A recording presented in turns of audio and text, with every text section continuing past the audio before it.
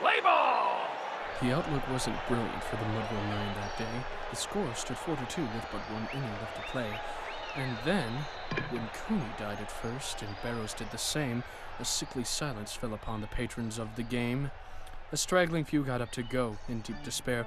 The rest clung to that hope which springs eternal in the human breast. They thought, if only Casey could but get a whack at that, we'd put up even money now, with Casey at the bat.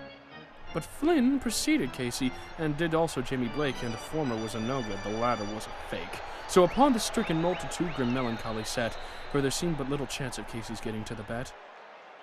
But Flynn let drive a single, to the wonderment of all, and Blake, the much despised, tore the cover off the ball.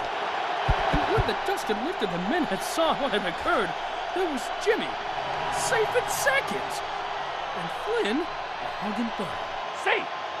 Then from 5,000 throats and more there rose a lusty yell. It rumbled through the valley, it rattled in the dell. It knocked upon the mountain, recoiled upon the flat, for Casey, mighty Casey, was advancing to the bat. There was ease in Casey's manner as he stepped into his place. There was pride in Casey's bearing and a smile upon his face. And when, responding to their cheers, he lightly doffed his hat, no stranger in the crowd could doubt it was Casey at the bat. 10,000 eyes were on him as he rubbed his hands with dirt. 5,000 tongues applauded as he wiped them on his shirt.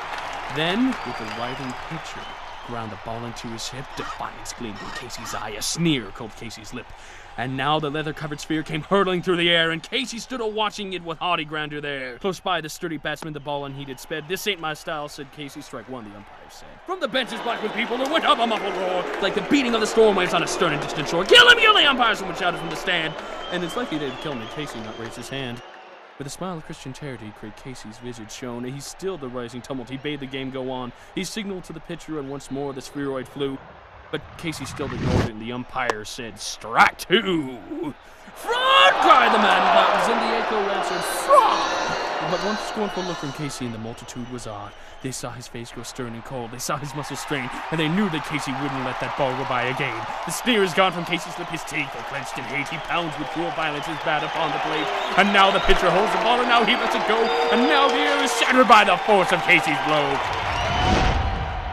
Oh, somewhere in this favored land the sun is shining bright. The band is playing somewhere, and somewhere hearts are light. And somewhere men are laughing, and somewhere children shout. But there is no joy in Mudville. Mighty Casey has struck out.